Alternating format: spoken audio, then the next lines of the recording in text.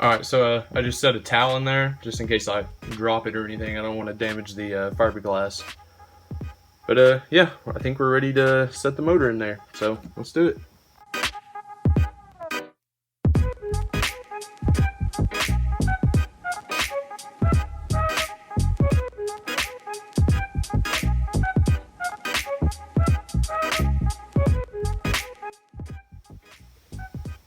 Alright, so as you can see, we had the engine in. The easiest way I found to do it was take off the manifold, exhaust manifold, and then put it in cylinders down.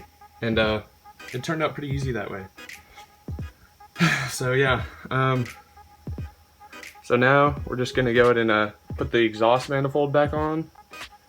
And then I think we have to turn it the other way and then put the expansion chamber on, and then the other piece of the pipe, and then yeah, I think we should be good.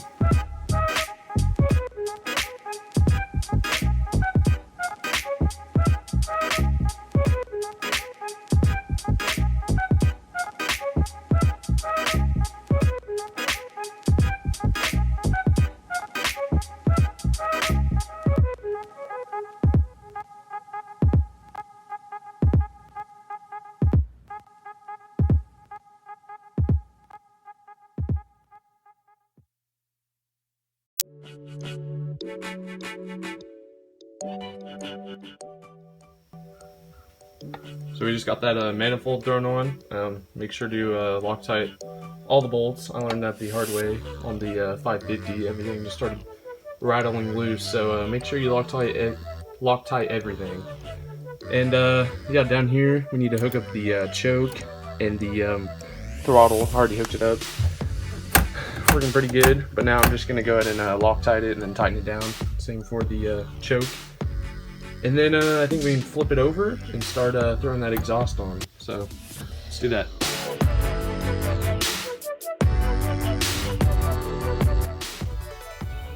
And also don't forget to hook up the starter wires, the positive and negative, and make sure to Loctite those too. Don't crank them too hard though, because they'll strip super easy, especially on like threaded rod like this. Yeah, snaps or it'll strip super easy, so be careful on that. But yeah, I think I got everything hooked up on this side, and so now I'm just gonna go in and stick that part of the expansion chamber on. So yeah, and also I gotta run this line all the way back there onto the end of the outlet of the exhaust. I'm gonna clamp that on there, and then yeah, so let's get to it. So I actually just went ahead and cleaned up all these gasket surfaces and this copper ring where it attaches to the head pipe or whatever you want to call that. So now we're actually ready to stick it on the motor. So let's stick it on there.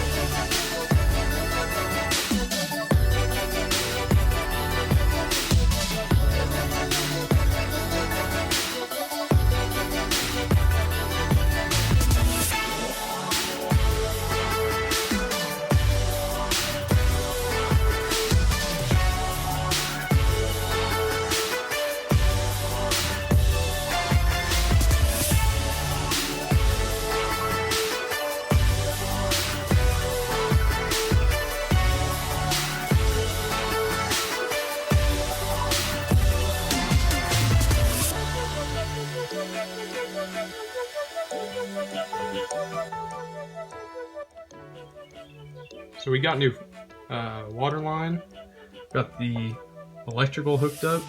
The exhaust is firm, nice and good. It's hooked up to the water box.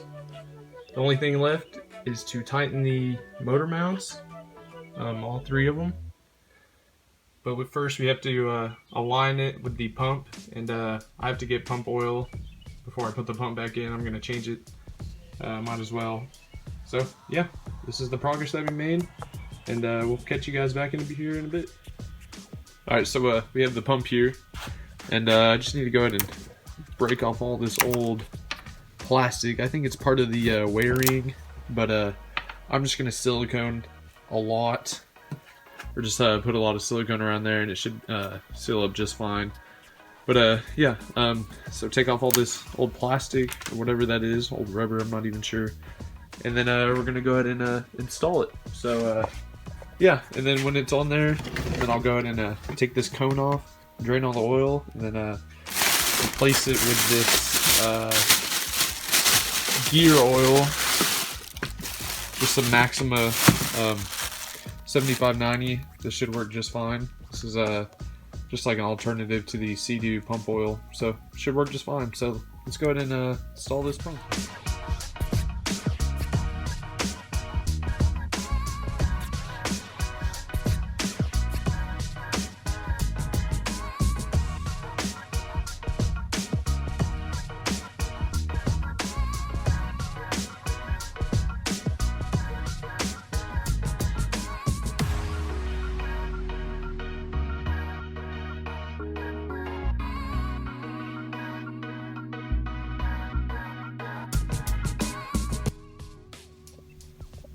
Alright, so we just got that pump piece in, the impeller housing.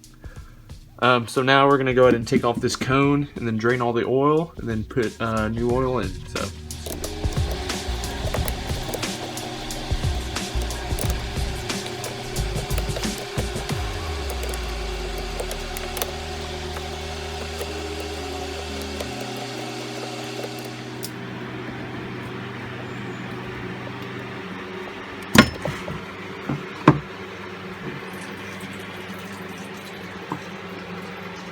So it actually looks pretty good, milky, so I don't think there's any water in there, so that's really good. So we'll let this stuff drain. It really does stink.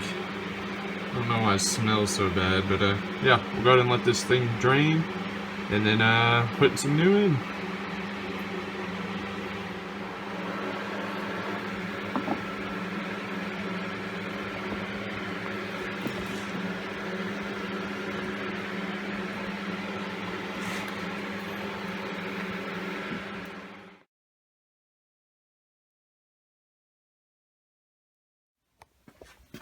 Alright, so we just got the pump oil changed.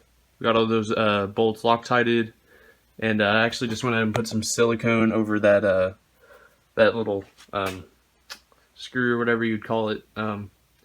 So where you put the oil in, I just went ahead and put some silicone over that, make sure it doesn't come out.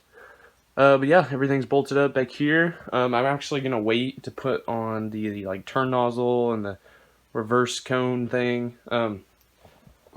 I actually want to start it just to make sure nothing's making any weird noises. So now I actually can go ahead and bolt the motor up, adjust those mounts a little bit, just to make it straight and just get it straight as possible. But yeah, and then we'll go ahead and put the gas tank in and put that oil tank in, and then fill them up a little bit, and then go ahead and give it a start.